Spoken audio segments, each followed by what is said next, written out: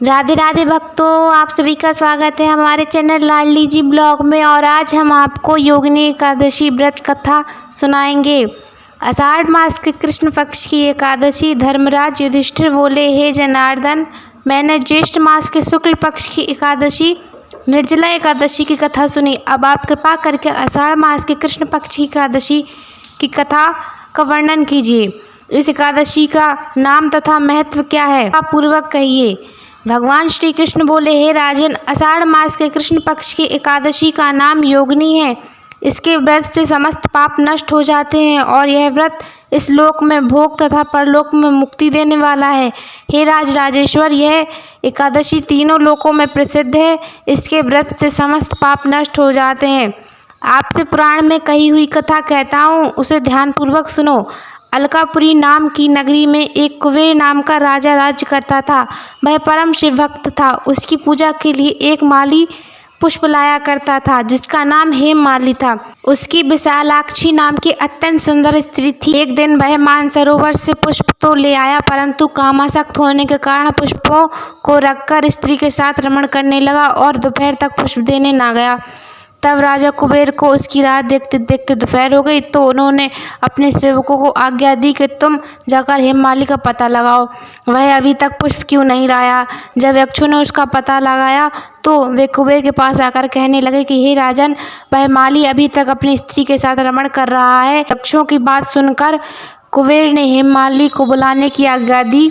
हेममाली राजा कुबेर के सम्मुख डर से कांपता हुआ उपस्थित हुआ और प्रणाम किया।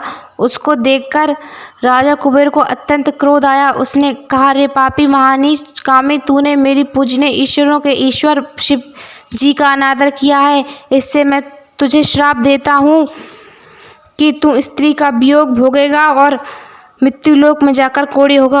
कुबेर के श्राप के प्रभाव से वह उसी क्षण स्वर्ग से पृथ्वी पर गिर पड़ा और कोढ़ी हो गया। उसकी स्त्री भी उसी समय उससे बिछड़ गई। मृत्युलोक में आकर उसने दुख भोगे, परंतु शिव जी की भक्ति के प्रभाव से उसकी बुद्धि मलिन न हुई। पिछले जन्म की भी सुध रही, इसलिए वह अनेक दुख को भोगता हुआ तथा अपने पूर्व जन्म के कुकर्मों का स्मरण करता हुआ हिमालय पर्वत की तरफ चल दिया। वह चलते चलते मार्कंड ऋषि के आश्रम पहुंचा। वह ऋषि अत्यंत वृद्ध तथा तपशाली थे। उनको देखकर हेममाली वहां गया और उनको प्रणाम करके उनके चरणों में गिर पड़ा। उसको देखकर मार्कंड ऋषि बोले कि तूने कौन से कुकर्म किए जिसके कारण तू कोढ़ी हुआ और महान दुख भोग रहा है। इस पर हेममाली बोला, हे मुनि, मैं यक्षदान कुबेर का सेवक था। मेरा नाम हेममाली है। राजा की पूजा के लिए नित्य प्रति पुष्प लाया करता था। एक दिन अपनी स्त्री के साथ विहार करते करते मुझे देर हो गई और दोपहर तक पुष्प लेकर नहीं पहुंचा। उन्होंने मुझे श्राप दे दिया कि अपनी स्त्री का वियोग भोगेगा और मृत्युलोक में जाकर कोढ़ी होगा।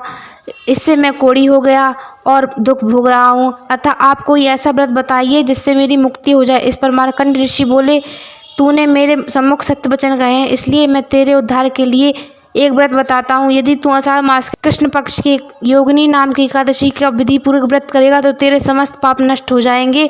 इस पर हेममाली बहुत प्रसन्न हुआ और मुनि के वचनों के अनुसार योगिनी एकादशी का विधि पूर्वक व्रत किया। इसके प्रभाव से वह फिर अपने पुराने रूप में आ गया और स्त्री के साथ विहार करने लगा। राजन, इस योगिनी एकादशी की कथा का फल 28 सहस्त्र ब्राह्मणों को भोजन कराने के बराबर है। इसके व्रत से समस्त पाप दूर होते हैं और अंत में वैकुंठ की प्राप्ति होती है। यदि आपको वीडियो अच्छी लगी हो तो चैनल को सब्सक्राइब कीजिएगा, वीडियो को लाइक कीजिएगा, ज़्यादा से ज़्यादा शेयर कीजिएगा। राधे राधे।